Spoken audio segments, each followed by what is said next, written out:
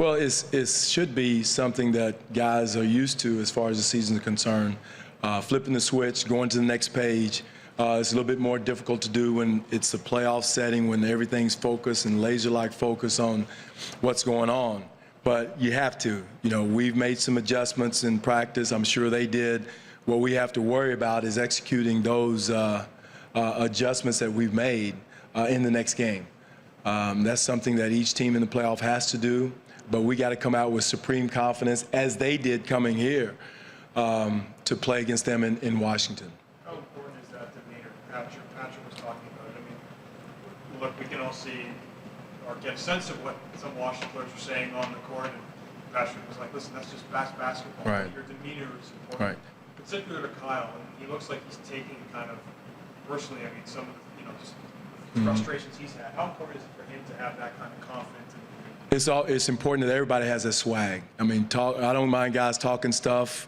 That's part of basketball, but if you got to do that to get yourself going, so be it. But we got to go out and play with supreme confidence and have that swag on the court, which we haven't had trouble doing that throughout the year, so we've got to get to that.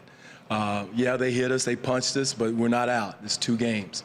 I told somebody the other day, I can't remember the series, what it was when we was in Dallas trying to win a championship. We lost 2 games in a row, but the old vets, they didn't get down. They didn't, okay, well, it's not over with. Next game. So you got to have that type of confidence, that type of belief when everything else, everybody's doomsday and all that. It's basketball. You got to have that belief no matter what it is that you're going to get the job done. That's what you call very consistently. You go back to last year playoffs, with them trying to get the ball out of your guys' hands. This is a rule. Do you expect a bigger rule or bigger contribution? Michael, all of our shooters, it's important that they come out with that swag, that confidence. Hey, next shot, next play. Because they are trying to take the ball out of certain players' hands, and the next pass guy's got to be ready to make a play, whether shoot it, drive it, or pass it. Right now, we're tentative once it comes out of there. We know where it goes, but now we got to be ready to make a play. And we've changed some people around who's going to be making that play, that next play, and so we got to. But when you got it and you're a shooter, take that shot. That's your shot. And they have the green light to do that, and they've always have. And that's why we've had a good year, is those guys have shot the ball with confidence. And there's nothing that Washington is doing that we haven't seen at some point throughout the year. And so, don't let them, take our demeanor down. And I will say, some of our offensive woes have translated over to the defensive side. It's taken a little window out of our sail defensively. And the old saying, you play better defense when you see that ball go through the hole, or if you're comfortable offensively. So we've got to, go to the next play. You miss a shot, make a mistake on the offensive end, whatever happens, go to the defensive end and make a play. To that point, as well as Washington's played, is it a lot of what you guys aren't doing as opposed to what they are?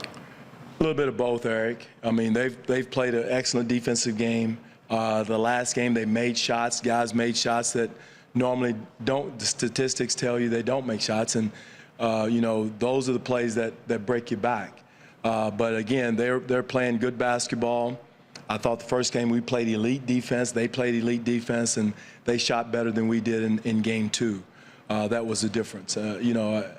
Again, it's not like I say, well, guys weren't playing. I thought our guys were competing. They made shots. And that was the difference in a lot of their offensive possessions. John Wall's making his threes. Otto Porter made his threes. And, again, from a defensive standpoint, you've got to live with something. And there's certain things when what they're doing we have decided to live with. And then now the game of adjustments, what do we do next to compensate for what they did well offensively against us? So that's part of the playoff process. But the one thing we can't do is going in with a lack of confidence. We got to go in hitting first, being aggressive, and playing from that with that chip on the shoulder. You mentioned vets in Dallas staying calm. The past 2 days here at practice, what has the vibe? The vibe has been good, and there's nobody. And someone said that Kyle doesn't look confident. I haven't sensed that. We had a good practice today, good workout yesterday. Guys, are understanding, talking about what we should be doing, having input, making recommendations, which is always a great thing because now they have ownership. But the adjustments we made, everybody was focused on both ends, offensively and defensively. So I don't sense any give in or give up, by anybody. And like I told them, if you're not going to Washington to compete, don't come out to the airport. We'll get you a nice meal back here somewhere in Toronto at a restaurant, and you can watch it on television. But nobody stepped forward, so that meant that everybody that's getting on the plane is ready to go to compete. Coach, you've talked about, obviously nobody is 100% health at this time of year.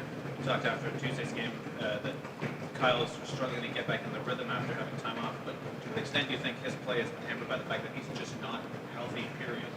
I think it's a lot of it. You don't miss as much time as he missed down toward the end. And there's always that big debate, rust versus rest, going into the playoffs. I think that's something that's always debatable.